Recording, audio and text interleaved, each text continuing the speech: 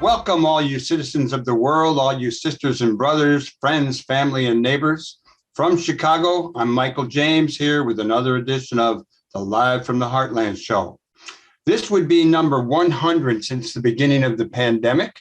We've been calling it Heartland at Home, anxious to get back in the WLUW studios. WLUW 88.7 is our home base.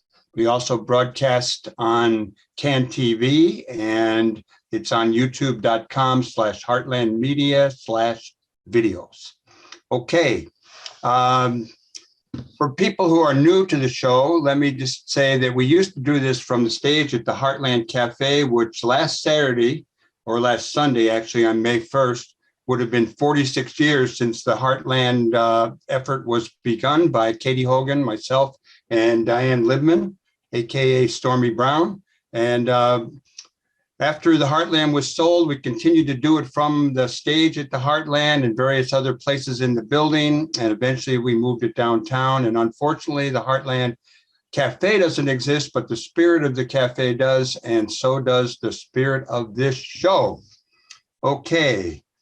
This would actually be the 73rd or 74th day, depending. We actually are recording on Friday, the 6th, for the week of May 7th. And I'm not quite sure. We got a little confused last week on what days and dates were, but this would be about 73 or 74 days since Russia began its assault on Ukraine. And Ukrainians have put up one hell of a fight. And if you are following the news, things seem to be shifting where Putin may be trying to claim some kind of victory in honor of when the Russians beat the Nazis back in the old days. We'll see what happens. We have to continue to pay attention to this and continue to support Ukraine. All right. This week, there was a lot of outrage over the leaked documents from the Supreme Court about their apparent decision to strike down Roe versus Wade. We're going to talk more about that with our first guest, the incomparable, the one, the only, Kelly Cassidy from the mighty 14th District here in Illinois. And she'll, I'm sure, shed a lot of light on what's going on and what might come. And you all should know that on Saturday, if you're listening to this on the radio, it would be after you've listened to us, downtown in Chicago at the Federal Building, there will be a march on the attempted repeal of Roe versus Wade. It's a march at the Federal Building to protect abortion access. So everybody should head down there after they've listened to the show or whatever else they're doing on the Saturday. And let me just say that at 2 o'clock, I believe, is when it begins, the Kentucky Derby, the 148th running of the Kentucky Derby will take place. And it always reminds me of my good pal, now deceased, Jason Crawford, who used to take me to the racetrack. And I would give him a little shoulder rub, get him a drink, whatever, while he played with his papers. And the last time I saw him was when I dropped off some money for him to gamble with for me on the horses during the Kentucky Derby. And unfortunately, I never heard back from him. And that's when I heard a few days later that he had passed away. But he helped to encourage my enthusiasm for horse racing. And back when I was a kid, my dad used to produce the Hialeah races on NBC. So I love horses and I like horse racing. We got a little bit of really bad news this week on the COVID. Apparently, it's been underreported throughout the world. They were talking 5 million people had died. It's closer to 15 million people have passed. And that's not the end of it. So the laxness around this is very apparent when you go out and you go into places. I was down in Florida, South Carolina, North Carolina, et cetera. Not a lot of masks. There's more up here, but I can see a relaxing of it. So I got mine out as a little reminder to wear our masks when we're out and about, particularly when we're in places with other people. Doing that will help us protect not only ourselves, but our brothers and sisters, wherever you or they may be. I'd like to do a little bit of a history lesson today, and I want to thank My good friend Mike Klonsky, who has a new blog out. I'm not sure the technical name of it. He was on the show a few weeks back, but in his blog, he cited a couple of events that happened on May 4th, a few days ago, many years ago. The first Freedom Ride left from Washington, D.C., a group of 13 young people organized by the Student Nonviolent Coordinating Committee left Washington's Greyhound bus terminal bound for the segregated South. Their journey was peaceful at first, but the riders were met with racist violence on their way to New Orleans and eventually being forced to evacuate from the bus in Jackson, Mississippi. I remember that when it happened, and younger people should take note of that. And on the same note, on May 4th in 1970, the Ohio National Guardsmen opened fire on students at Kent State University who were peacefully protesting the Vietnam War and the U.S. invasion of Cambodia. They killed 4, wounded 8, and permanently paralyzed another. The killings at Kent State galvanized the movement and led to massive protests across the country and around the world. And eventually we did end that war in Vietnam. Okay, I'm going to shift over to the weekly Live from the Heartland Labor Report. Amazon union leader in Staten Island, Chris Smalls, met in the Senate for a hearing on Thursday. This past Thursday, the hearing examined whether Amazon should be exempt from federal contracts if they engage in anti-union behavior. Smalls got into a verbal spat with Republican Lindsey Graham and took the opportunity to remind this now very right-wing senator that you forgot that the people are the ones who make these companies operate. Thank you, Chris Smalls. And on a sadder note, on the Amazon front, also in Staten Island, another facility did not vote for the union. Votes for the union at Starbucks continue around the country. And Starbucks tried to counter that with offering all non-union employees higher wages, just what the unionized Starbucks people are asking for. So I don't think that's legal and they're being challenged, but apparently owners of some of these companies will go to very lengthy extremes to try to keep people from having to adjust in a better situation. Okay, that's it for the labor report. We'll have more next week. Here in Chicago, if you're watching the news regularly, and I know many of you who listen or watch this show do pay close attention to what's going on in the world. Boeing, that big airplane giant out of Seattle, which made its headquarters here in Chicago, have decided to leave here and move to Arlington, Virginia. Of the 300 jobs, I think a few will be left here. Too bad on one front, but that's the way it goes. And let me see. Also coming to Chicago is a new casino. Apparently, Bally won the bidding war, and we'll see if the city council approves it. They're going to have a temporary one next year at the old Masonic Temple downtown. And then in 4 years, apparently there'll be a big new place where we can go and gamble away. Okay. Closer to home, right here in the neighborhood, here in Rogers Park in the 49th Ward. Many of you know the Main Stage, a nice music venue that really never got going, but has perhaps one of the best sound systems built anywhere in the city. They've announced that the Main Stage will reopen as the Rhapsody Theater, a 200-seat venue to set up. It plans to be open in June. So if you like comedy, that'll be a good place to go. And hopefully they'll book a few other shows in there because it is a hell of a sound system and it's a nice venue. That'll be it for the opening banner. You are listening to the Live from the Heartland show. You may be watching it. And one of my cohorts, the producer engineer, Emilio Davis, is picking a tune that relates to women. And we are going to listen to a little of that and be right back with our first guest, Kelly Cassidy. Welcome back. You're listening to the Live from the Heartland show, or you may be watching it. We're here at WLUW 88.7. We're also on CAN TV, and I am Michael James, and I am really happy to bring on one of my very, very favorite public servants, Kelly Cassidy, state representative of the mighty 14th district in the great state of Illinois. Good morning to you, Kelly. Good morning, Michael. It's always fun to start my day with you. Oh, that's nice to hear. I went by your house yesterday, and it's so exposed now that giant tree from the storm. It's really bizarre. So ago. Yeah. But I noticed you got more things growing, and I'm sure it won't be long you can hide out in your house with no one looking in your windows. It's kind of amazing the difference that it made. Did you see I posted a historical photo from when the tree was first planted in front of my house, the one that's gone now? It's so wild. I have to go check that out.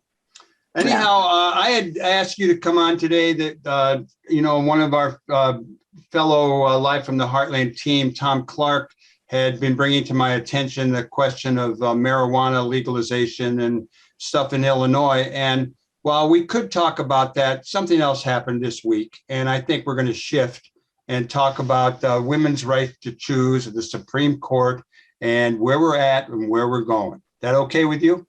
That works for me. I've been doing it nonstop since Monday night. Tell people a little bit about your involvement in getting various laws through the state legislature that relate to this. Well, I like to say I was born on the front lines of this battle. I'm the youngest of 7 kids. We lived in New Jersey. My 6 siblings were all delivered at the same Catholic hospital. And with my pregnancy, my mom had a very dangerous situation going on. There was a tumor growing in her uterus with me. And they needed to do a hysterectomy at the time of my delivery. And the Catholic hospital in New Jersey said that they wouldn't do it. So she had to cross state lines and give birth to me in Philadelphia so that she could get the medical care she needed. So when I say I come by this honest, I really do. My entire adult life has been working to protect choice, from working as a clinic escort to, 2019 being the lead sponsor of the Reproductive Health Act, which enshrined the principles of Roe in our statutes, and lots of other stuff in between. Well, on having the Roe being enshrined in our law, what about the attempts now by various Republican legislatures around the country to not only outlaw abortion, but to go after women who go to other states to get an abortion? And they're also trying to ban and mess with the United States Postal Service on the delivery of mail around the issue. Talk a little bit about that, Kel. Absolutely. The fervent misogyny of the Republican Party threatens to blow up the entire principle of our nation. And that's mind-boggling. But what we have seen, and really the reason that we introduced a suite of bills to protect reproductive freedom in Illinois, from House Bill 40 to the RHA to the repeal of parental notice, was in anticipation of this day and seeing the signals that other states were sending in terms of how draconian, it's like a race to the bottom for these guys. And they're mostly guys. So we wanted to ensure that we were aware of those threats and working towards them. So, when we saw Texas pass their bounty hunter bill that incentivizes neighbors to turn each other in for financial rewards, we knew that was just the tip of the iceberg. Now we've seen these efforts to criminalize not just seeking reproductive health care, but also gender affirming care for trans youth. The same playbook is being used to persecute these kids. And so we still have some work to do here, right? I want to make sure that we are protecting our healthcare providers here in Illinois who are going to be providing services. We're uniquely situated here. And we are bordered by several states, 2 that have trigger laws already. So when Roe falls, they will automatically criminalize abortion. 2 or 3 more with enjoined bans that can be resurrected with minimal effort. And then, the promise of Indiana implementing a ban. They don't have one yet, but I think that they're pretty certain to. So we're going to be a literal island surrounded by states that are persecuting people for seeking reproductive health care. And so we want to make sure that, we've got lots of healthcare professionals that are dual licensed. You have an Illinois license, but you also have a Missouri license. Fundamentally, what we've always done, and all states have done, is when someone has an adverse action on their medical license or on their professional license generally in another state, it automatically impacts your license here. And in these instances, that shouldn't happen. So we've got a bill pending. We passed it through the House. It's pending in the Senate that would protect those healthcare providers from adverse actions from other states. There's more we can do. We need to make sure that that applies to patients as well. Making sure that that parents who are bringing their kids in for medical care aren't similarly penalized. And ultimately, what I would like to see us do is incentivize these folks to just come to Illinois and stay and become part of our happy family here. In particular for those parents of trans youth who have to flee their home states. This is a very welcoming place, and we're going to do everything in our power to facilitate those moves for you. We are a great state. What about the mail order abortion pill? What's that like? When I don't know about the state legislatures being able to mess with the United States Post Office. I mean, I know it's illegal to mail weed, probably, but if it's legal, anyhow, what's your take on that? I think it goes back to that fundamental disrespect for what it means to be for our system of government. I think it's important to bring up medication abortion in this conversation because, as much as this is a crisis and we should be afraid, it's a little bit different than before because we do have options like medical abortion, medication abortion, that will remain more accessible than what we had in the past. So, but that's everything that is every silver lining we can think of, they're going to try to find a way to piss on. And this is an example of it. So the decision from the Supreme Court, if it turns out to be the way that they are talking about it, and someone was talking, let me see, I'm not going to try to find it. The decision will come, I think, off of the Mississippi law that's before the Supreme Court. And we're talking about Mississippi, the states that lynched people and beat people who tried to vote, and is, really not, it has a lot of problems. But before that came up, we also have 50 years of this evolving. We have George W. Bush appointing Alito to the Supreme Court, who apparently wrote this decision. We have McConnell blocking Obama's nomination to the Supreme Court.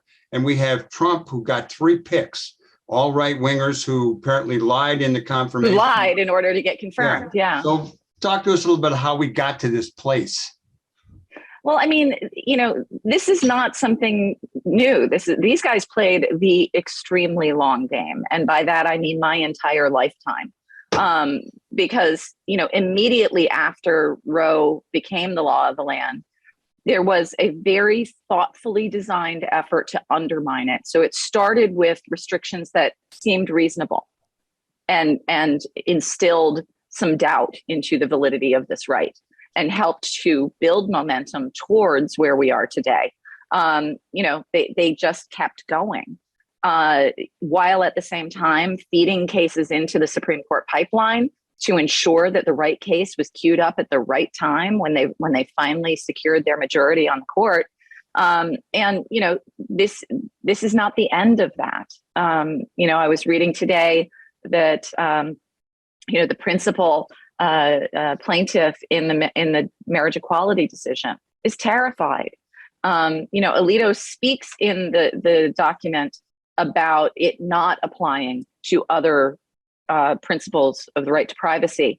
But a close read is actually an engraved invitation to bring a case to challenge it, because this decision isn't questioning those things, but this decision sets the precedent that will.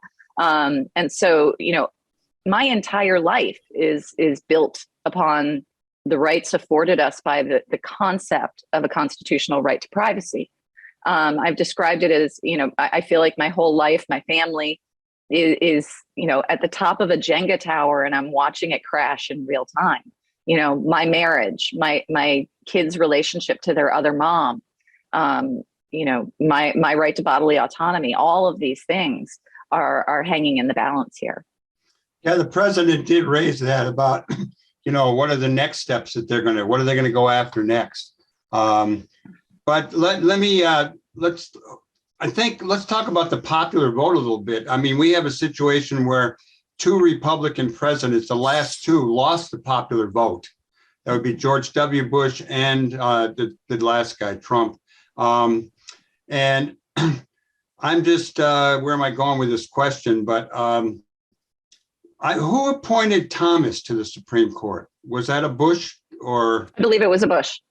So all of the no votes are coming, or all of the ban abortion votes on the Supreme Court would be coming by people who were appointed by Republicans, and 4 of them in the last few years, or 5 of them. Well, one was a block. Well, this is rough. So I'm watching the TV, and there's a guy who is a Latino guy out of Texas, and he is from a anti-abortion group, but he was pretty good about how it's not just about abortion. It's like taking care of people, not only from the womb to the grave kind of thing. It seems to me that most of the anti-abortion stuff going on in the country doesn't really address the needs of people after a child is born. Can you talk a little bit about that? Absolutely. Pro-life is a lie, period.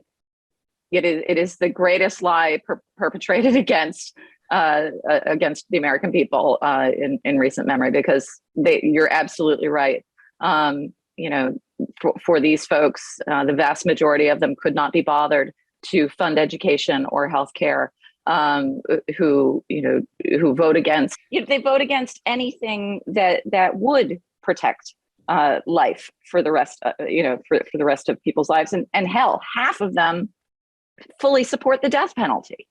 I mean, I have respect for my colleagues who have a consistent view on this. There are a handful of them who, come at this from a deeply seated place of faith, who also oppose the death penalty. But the vast majority of them would be very keen on giving the death penalty to a woman who's had an abortion.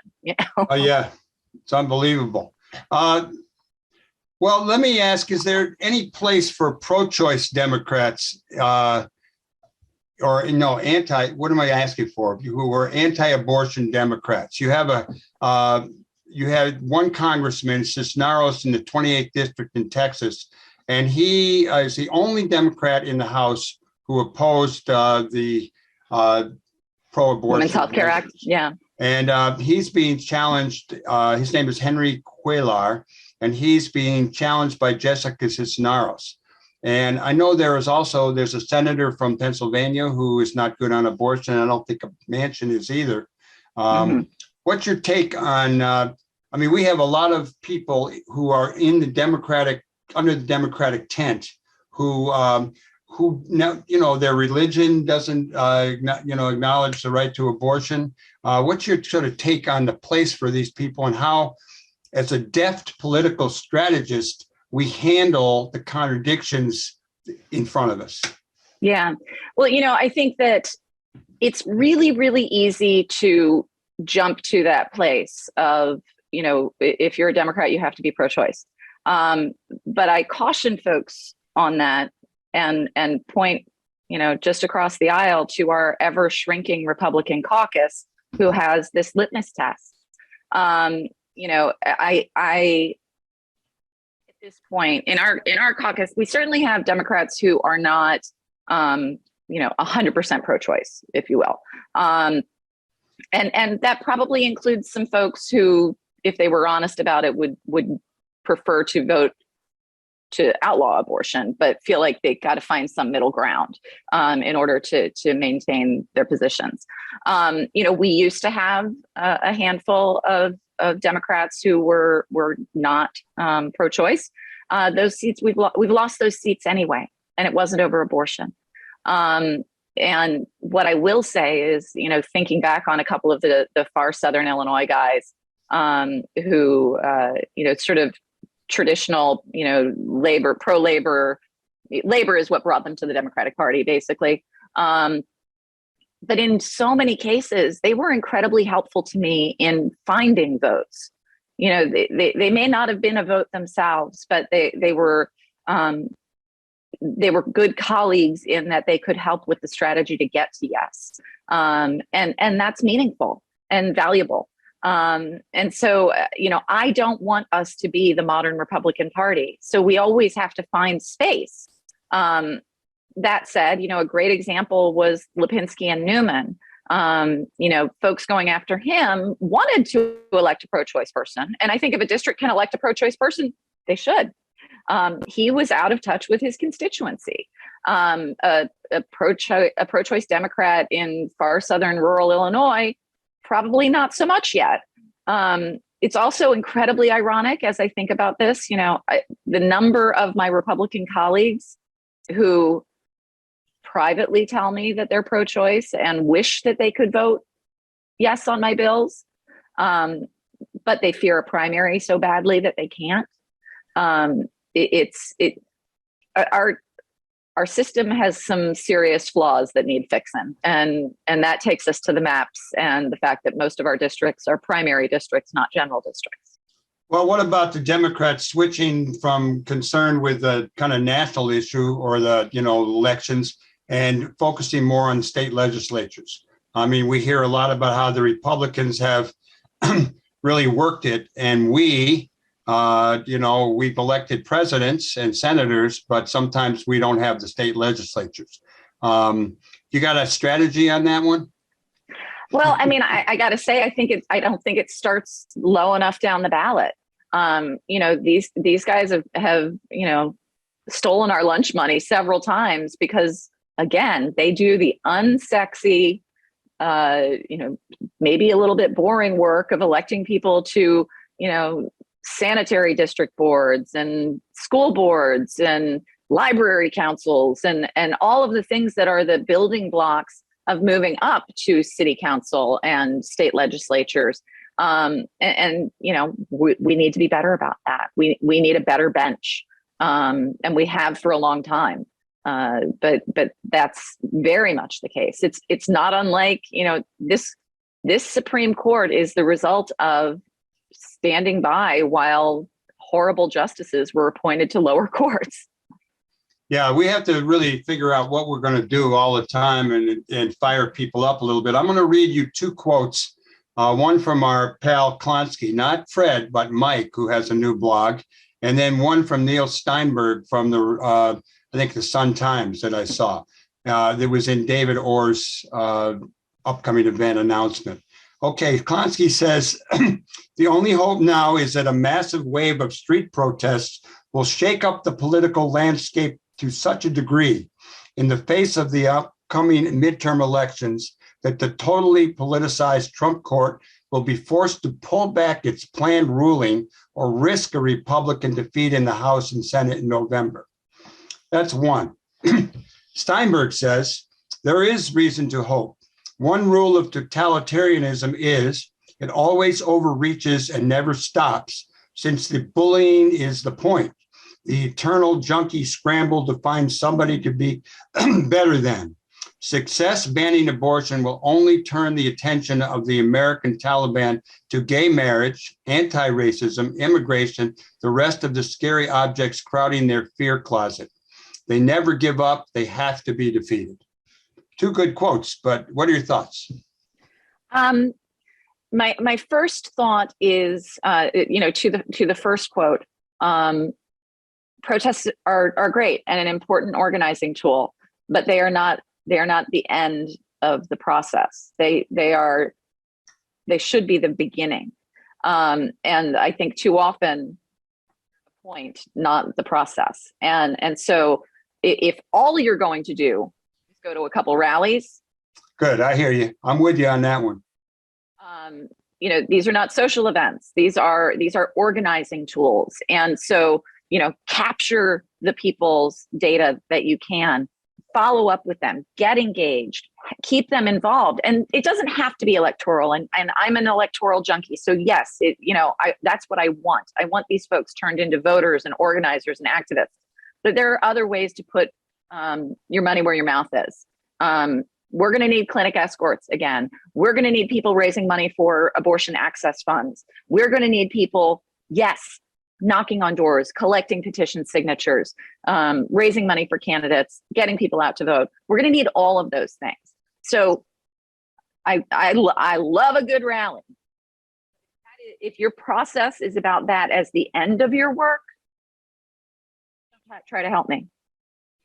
Okay, you're going to run out of time. You got anything else? But I got one more I'm going to ask you. And our friend Katie Hogan said to me, or put in the script, or maybe I put it in, 14 people are likely to die from having a baby 14 times more than having an abortion.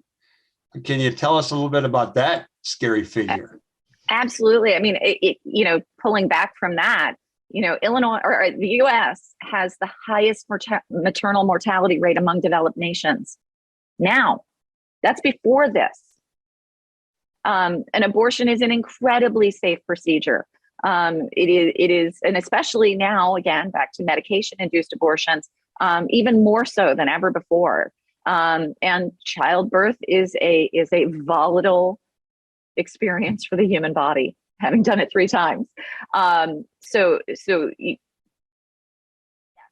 more people will die from pregnancy-related harm. No question. Well, Kelly Cassidy, you're a wonderful human being and you serve us well here in the mighty 14th. And I look forward to seeing you not too far off. You got any parting words for us? One last little boom for the masses Absolutely. to go forward with? So this is airing on Saturday. So today, Saturday at 2:00 at Jarvis Square, the Democratic Party of the 49th Ward is hosting our annual Meet the Judges event.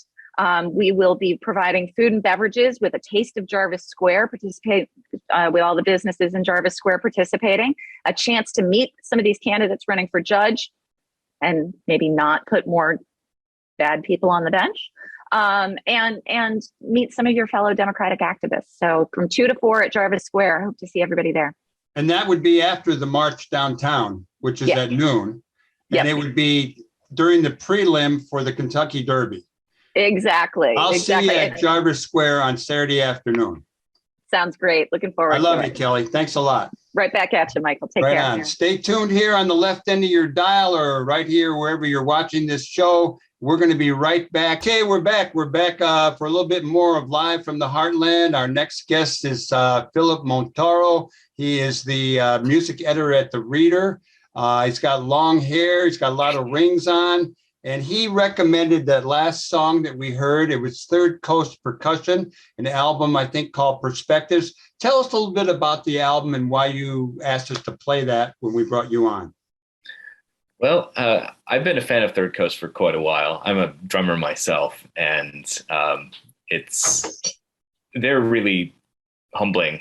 As a self-taught percussionist, watching these 4 people who can interact with that level of precision and rigor and have it still be fun, like the amount of training, of work that must have gone into that. You can hear it in everything they do, and it's really just, I love it.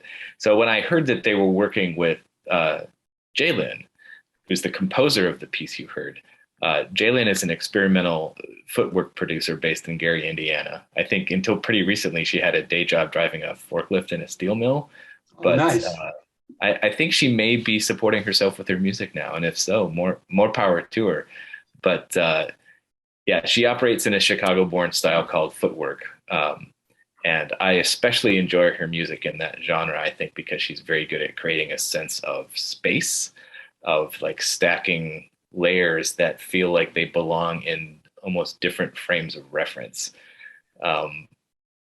so that the sonic space of the music just feels really huge.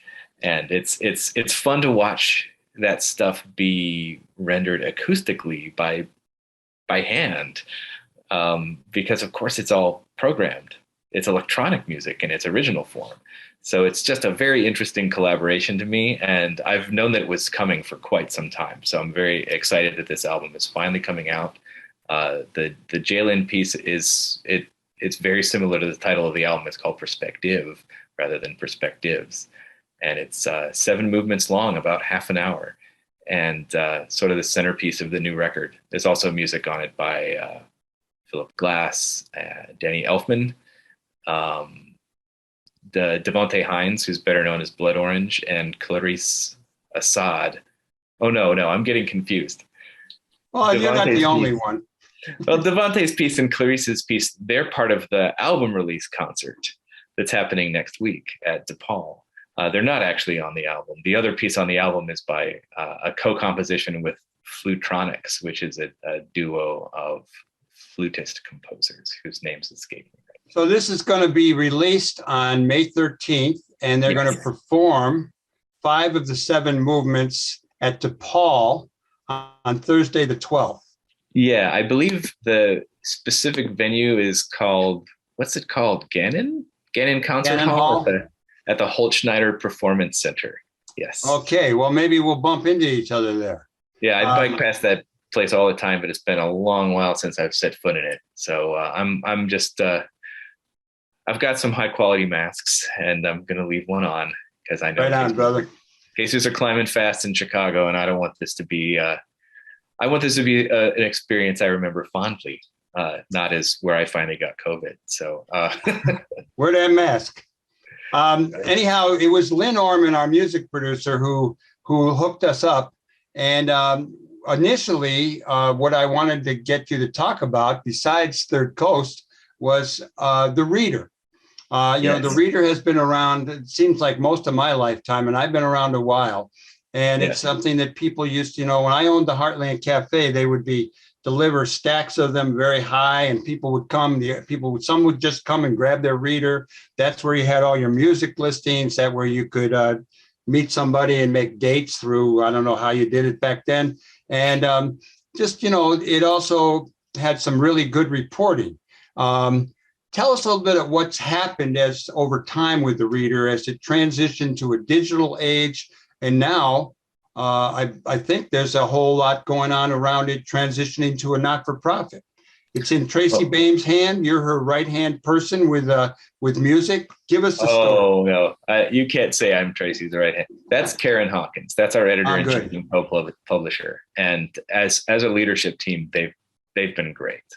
I know that it's been, if Chicagoans have been paying attention to the Reader over the past decade, it was easy to write us off. There was a lot of absentee or poor management, especially like after Mana Shahoop left.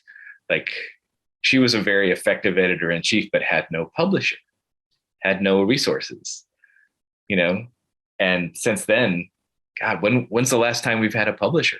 I think it might've been 2012, or if not before that. And so the fact that Tracy Bame has rebuilt the business side, that we're able to make money, that there's at least a path forward, not just a cliff.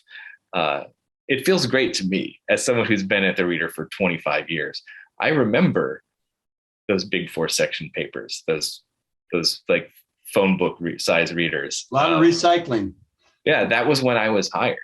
So it's unfortunately been a little discouraging sometimes to watch the paper getting smaller and smaller, because all those listings we had in print, the advertising base that we had, especially classifieds, the shift to a digital ecosystem just cut our legs out from under us. You know, the classified stuff, especially Craigslist, just nuked that practically overnight. So we've had a long struggle to find other ways to make money. And we've seen so many other publications who haven't pulled it out of the fire. It's definitely a very hostile environment economically to try to run a publication, especially a free one. So the fact that we made it through that period where we were basically an appendage of the Sun-Times for several years, owned by the same company called Rapports. And the Sun-Times, they're pretty thin these days too. Well, the Sun-Times was having its own crisis and couldn't pay, like the folks running that show couldn't pay a ton of attention to the reader. We were kind of just withering on the vine. And that's where we were when Len Goodman and LT Higginbottom bought us for a nominal sum. I think it was $1. So that's the shift when things started to get better.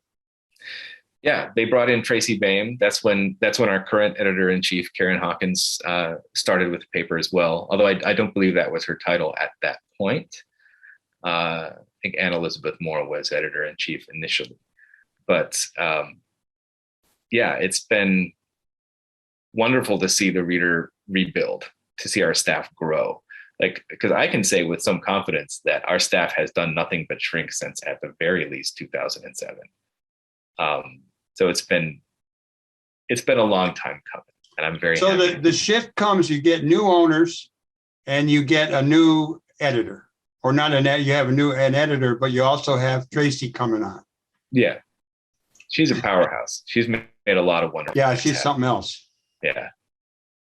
So the crisis that was going on recently concerned our transition to nonprofit status.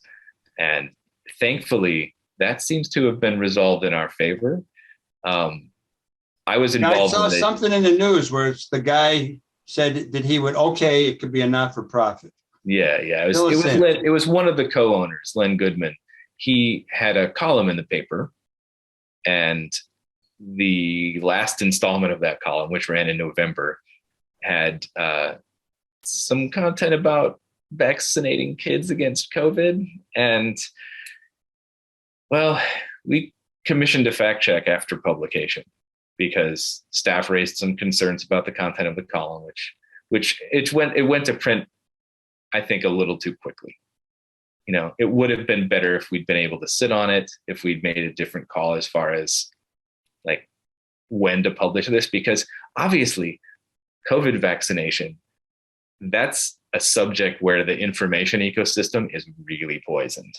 There's a lot of bad faith actors in that information ecosystem. There's a lot of otherwise reputable looking studies that really they've been wholly co-opted and misinterpreted.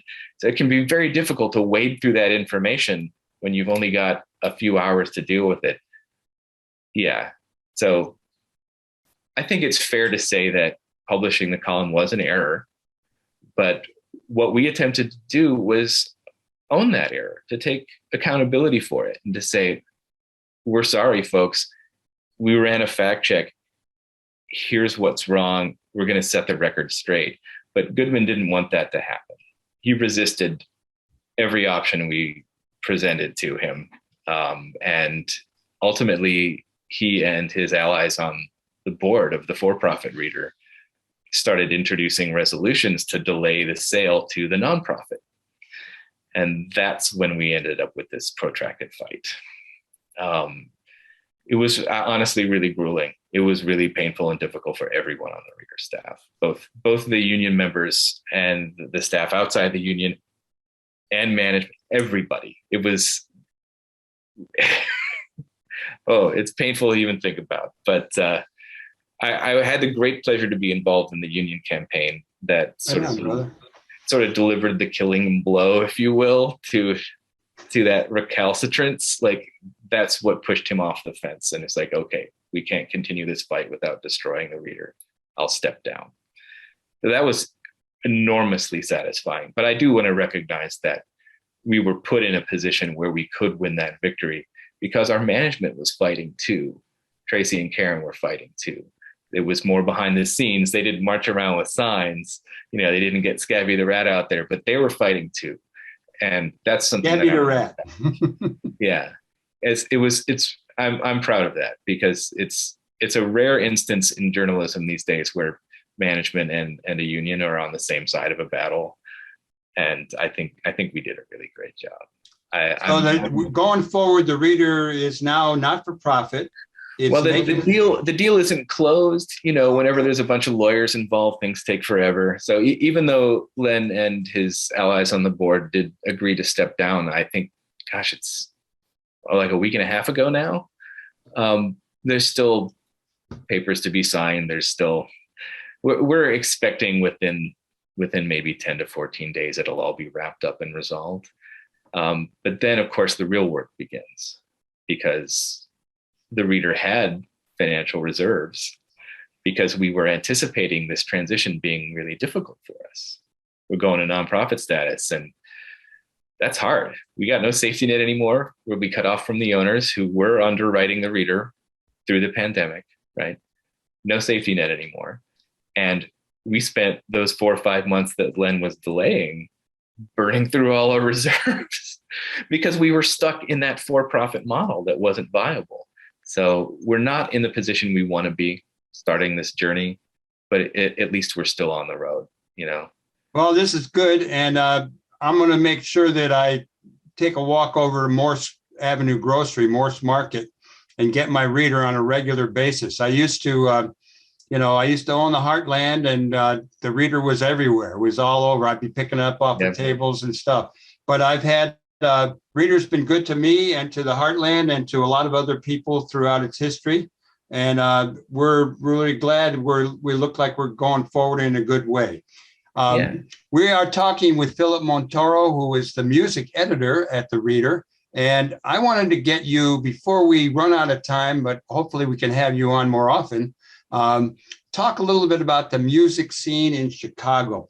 When yesterday, when I ran into my son, Cadian, who was in Twin Peaks, and I said, give me some information about what's going on in the music scene. And what he came up with was, we've had this kind of pandemic shutdown, musicians supported each other, and you have all this kind of corporate top-down buying up of venues. We have Audio Tree buying Shuba's in Lincoln Hall. There's some going on at the old Morton Salt plant. There's going to be a development there with music plans. It'll probably affect our friends at the Hideout, not to mention Lincoln Yards, Live Nation. What's going on out there with venues and places that people want to go to and hear live music? Well, concerning the venue question, I know that people are concerned about what's going to happen with Lincoln Yards, largely because it's so close to the Hideout, for instance. That changes to property values spurred by a taxpayer underwritten development of that size could be fatal for a tiny club like that. And nobody wants that to happen. Nobody sane anyway. As far as the salt shed, the Morton Salt place, I think that's under the same umbrella as Empty Bottle, Talia Hall, the 16 on Center. There's another organization with a very similar name, so I always get it wrong. But that's such a large space that I honestly don't feel that it'd be competing directly with the Hideout for audience. Like, it's such a different experience being at a tiny, cozy little club like the Hideout. I think they can coexist. What I wanted to point out was that we lost very few clubs during the shutdown. Now, we're not out of the woods. We may be having a fifth wave by the end of the month, but that's really good news. And I just want to pause to reflect on that. Like, most of the clubs we had coming into the shutdown are coming out of it. And they may be a little chastened. They may be tightening their belts, but they still exist. And that's a much better outcome than we were looking forward to in the depths of the pandemic. It seems almost miraculous to me, such that I suspect my own judgment. Maybe there's something I don't know, and they're going to start dropping like dominoes any day now. But I hope not. There's also, of course, DIY spaces, which, as somebody who just turned 50, I don't know as much about as I used to. But I know there's still a few. I still hear about this stuff. DIY, you're talking about? They were really important, I know, for a while. There's a lot of stuff happening, backyards, basements, garages. And that continues to be true and will continue to be true. it's just something that at the Reader we cover very sparingly. Like mostly we cover DIY spaces when we want to honor them when they shut down. Right. Because that way we're not going to get anybody busted. That's right. We're not going to inadvertently call the wrong kind of attention to a space, you know. We have to be a little delicate because of the size of our audience. Well, Philip, it's really great meeting you on through a Zoom, and I hope you'll come back on. We do have a limited amount of time, and we're going to run out. Do you have any choice words around music or anything else that you want to share as we go out of this segment? Well, I'll say that I've really been enjoying certain aspects of the shift to sort of a digital music economy, most notably that through Bandcamp, I've gotten to be a big fan of a group of labels operating out of Kampala, Uganda. If you were to have told me 15 years ago, Philip, some of your favorite music you'll learn about from an indie label in Kampala, Uganda, I don't know if I would have even understood what you were telling me. But yeah, I'm learning. They're called Nyege tapes. That's how I learned about it. Can you spell that for us? Nyege, 2 words, Nyege tapes. And they're a great label. That's how I learned about Neoloxica, which it's 4 traditional hand drummers from Uganda and then 2 British guys playing like trap set and synth.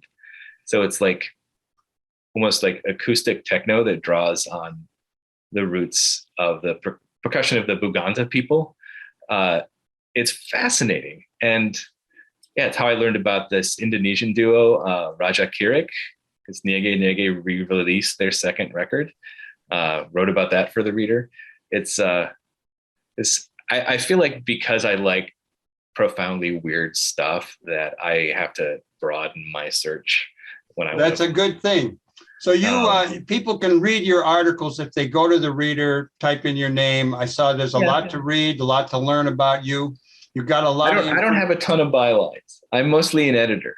That is, I mostly help other people's stories be the best they readable. Can. Right. The bulk of our bylines these days are by staff writer Lior Galil, who is wonderful. And every once in a while, you got James Porter in there. Every once in a while, I know he works for y'all, right? Yeah, he works with us. Yeah. Okay, we're out of time. James is working on a piece for me right now. Right on, brother. Black country artists in Chicago. So he's like the black country artist, black rock and roll artist. He's the guy. I saw him play the other night. We could talk for a long time, but we're going to have to do it another time. Yeah. I do recommend you reach out to Lior, though. He knows about parts of the Chicago music scene in a level of detail. It'll make your ass hurt. There's so much information. We'll do it. He's wonderful. I don't even know where he finds the energy, but yeah, his knowledge base and mine, I would have to say they're complementary. We don't know a lot of the same things, but wow, what he knows, he really knows. So thank you, brother. All right. Thank you for having me. Yeah, we'll see you again. You're good. All right.